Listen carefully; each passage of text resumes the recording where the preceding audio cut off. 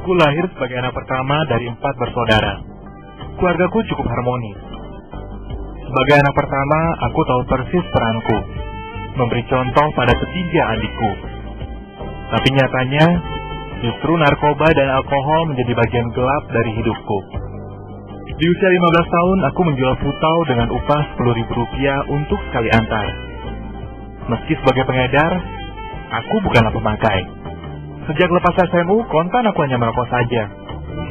Satu kebiasaan sejak duduk di bangku SMP. Dalam sehari saja, aku bisa menghabiskan 2,5 bungkus rokok. Kebiasaan itu tidak berhenti begitu saja. Bahkan ketika lulus SMU, bukannya menjauh dari dunia itu, justru aku memulai kebiasaan baru. Minum minuman keras. Bahkan mengisap ganja. Lulus SMA sudah mulai minum karena waktu itu mungkin kegiatan banyak orang, kita nggak pernah ngelakuin apa-apa gitu kan. Teman-teman punya hobi yang beda, kita mulai tanya-tanya segala macam, mulai coba lama-lama enak. Jadi keterusan sampai satu titik kita sehari itu mesti kalau nggak minum itu kayak kurang cerah aja hari gitu kan. Kebiasaan minum itu masih berlanjut tatkala aku duduk di bangku kuliah di Padang. Jenuh. Hanya itu yang aku rasa. Aku pun memutuskan untuk kembali ke Jakarta, meski gelar sarjana belum kudapat. Aku pun melanjutkan kuliah di perguruan tinggi swasta di Jakarta.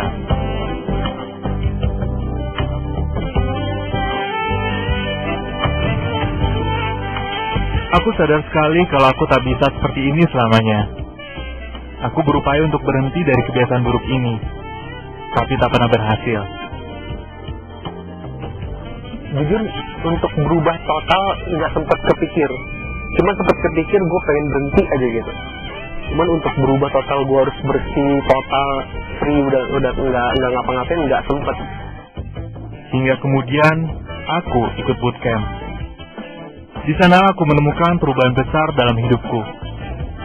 Asal tahu saja, kedua orang tuaku tidak tahu kalau selama ini aku adalah pecandu alkohol dan pernah terjerat narkoba. 3 tahun sudah. Kini aku lebih fokus pada kehidupan keluargaku dan juga masa depanku. Aku lebih banyak berkumpul dan berdiskusi dengan teman-temanku. Juga membaca buku-buku yang membangkitkan semangatku. Dan yang jelas, aku merasakan betul kualitas hidupku meningkat.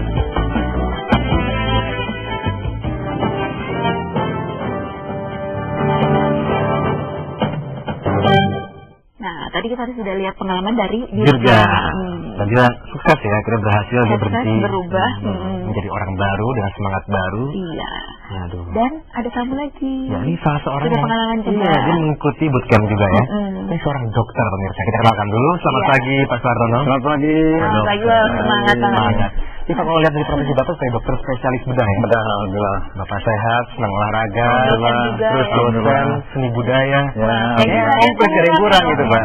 Apa yang menyebabkan Bapak untuk ikut bootcamp ini? Ya alhamdulillah kita ini melihat karena setelah anak saya ikut itu perubahan luar biasa. Bisa pengen tahu apa sih.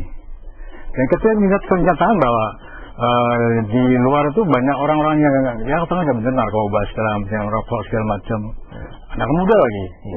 Dan sebagai dokter pun kita harus peduli juga. Disinilah kita lihat bahwa di dalam bootcamp ini kita timbul suatu rasa rendah hati, kami sangat peduli kepada masyarakat, siapapun orangnya. Jadi kita sebagai dokter sama juga. Itu tidak pandangan siapa sama, tidak ada perbedaan apa-apa. Apa yang didapat dari 3 hari 2 malam itu waktu itu? Ya. Apa sih yang didapat dari motivasi yang diberikan oleh mungkin Pak Onggi juga waktu itu ya? Ya, waduh luar biasa. Seperti dapat sistem baru, generator baru, semangat baru luar biasa. Jadi kita tetap rendah hati. Itulah. Jadi yang setelah mengikuti itu jadi lebih rendah hati, lebih peduli. Ini yang penting peduli sekali. Kita tadi Pak Sartono bilang dari anaknya dulu ya ikut ya. Sebetulnya perubahan seperti apa dari anak Pak Sartono sendiri? Ini tadi dari suatu peran yang pendiam, yang jarang begini. Semangat timbul, semangat timbul sekali. Dan peduli pada orang. Kita siapa? Tukang ojek pun, tukang sabu pun, kenapa ya? Kenapa saya enggak? Oke. Banyak bagi dokter. Tidak mengenal apapun. Tidak mengenal perbedaan apapun maksudnya. Nah, Bapak sudah berapa kali mengikuti bootcamp ini? Sekali, memang sekali ya. Nanti akan ada taraf lagi yang kedua. Oh, ada taraf lagi ya? Kita nantikan taraf keduanya. Ini sudah berapa lama yang lalu ikut bootcamp? Saya 2 tahun lalu. 2 tahun. Ya. Ini kan udah cukup lama ya, 2 tahun ya. Maintenance-nya seperti apa supaya tetap semangat? Mungkin kalau misalnya kita baru kemarin ikut bootcamp-nya, wah hari ini masih semangatnya 45 gitu. Atau bulan berikutnya ya, iya, bulan demi bulan-bulan, iya. Tapi kalau kita sebagai contohnya mobil baru, di servis terus nggak? Itu sama juga, kita ikut terus. Ikuti pelatihan-pelatihan terus, ikutin. Apapun terjadi, harus ikut, harus bisa. Ya, memang ada sedikit perbedaan di situ. Kalau di bootcamp itu memang seperti Om Tono ini, Dr. Tono ini bertahan 2 tahun, 3 tahun, ada yang sampai 3 tahun seperti ini. Memang kalau untuk bootcamp mereka bisa long term. Karena kalau beda dengan seminar yang motivasional, kalau misalnya ada tanggal motivasional mereka tahan seminggu hilang, besoknya udah kembali lagi. Nah kalau karena itu lebih ke permukaan, sedangkan bootcamp betul-betul mendalam sekali. Mendalam sehingga mengena ke paling dalam di hatinya, membuat dia semacam life changing di situ. Tapi kan sebagai manusia nih kita suka pelupa ya, terus nanti kalau misalnya sekarang semangat tapi nanti ketemu masalah baru, masalah yang lain lagi, kemudian agak benar, seperti Dr. Tono bilang, pelatihan juga. Sehingga memang harus maintain, saya setuju. Seperti Dirga tadi kita lagi masih baca buku terus, ya itu salah satu maintain. Memang seminar-seminar, berbagai seminar dianjurkan tetap ikuti sehingga tetap mempertahankan semangat itu, memaintain semacam itu. Ya. Tapi ini tidak melepas kalau tidak harus mengikuti secara terus-menerus, tapi mereka juga bisa maintain sendiri juga bisa sebenarnya. Bisa, tergantung disiplin diri. Biasanya butuh pihak dari luar untuk memberikan semangat juga ya, bisa mendukung juga. Ya, kita sapa penonton pertama kita yaitu ada Pak Beni di Jakarta. Selamat pagi. Halo, selamat pagi.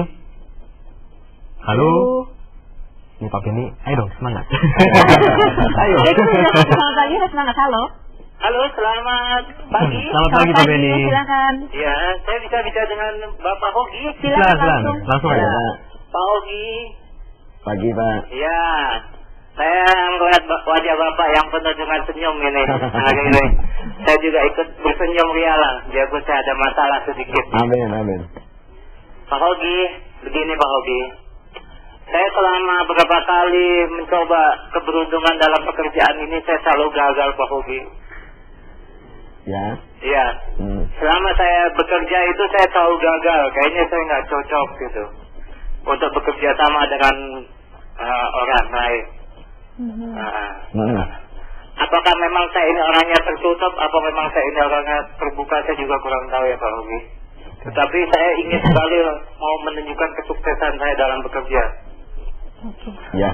Bagaimana caranya Pak Hogi?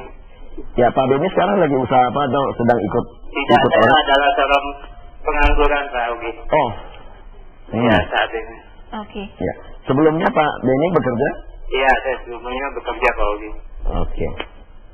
Ya, baik. Terima kasih Pak Beni. Mungkin gimana caranya supaya ini gagal terus dalam pekerjaan, atau memang nggak cocok, atau gimana cara komunikasi dengan orang? Ya, saya rasa faktor utama dalam hal ini adalah kembali kepada diri sendiri.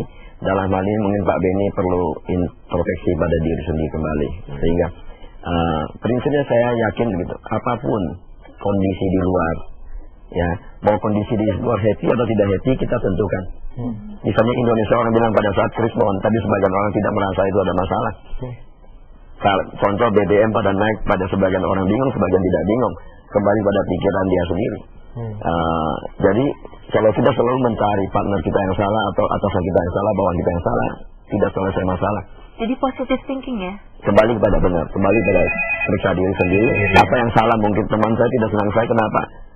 Itu yang harus saya koreksi. Jadi bukan saya menunjuk teman saya yang salah, kenapa saya membuat teman saya salah, merasa tidak senang dengan saya, tadi saya harus kita perhatikan. Oke, kita coba sapa telepon kita berikutnya pagi ini. Halo, selamat pagi. Oh, terputus. Iya, Oke. Ini kan masalah seperti Pak Beni tadi banyak ya, apalagi sekarang kan lagi katanya mulai krisis juga, sejak BBM banyak juga yang di PHK.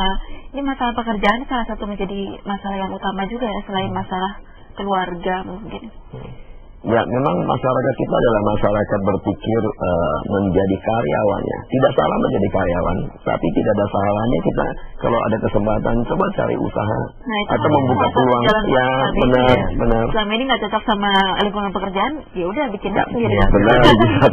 Mulai dari kecil-kecilan mungkin. Tidak mesti harus punya modal besar. Oke. Ya. Nah, Pak Suwarno, ini pengalaman Bapak mengikuti bootcamp ini udah melakukan aktivitas seperti apa aja di sana pada saat 3 hari itu? Di sana memang betul seperti Bapak Omi bilang, kita di satu penekanan diri yang luar biasa untuk berubah nasib, berubah sikap mental kita. Pertama jadi merendah hati dan peduli sekali. Apa yang dilakukan Pak di sana? Contohnya? Contohnya barangkali baca di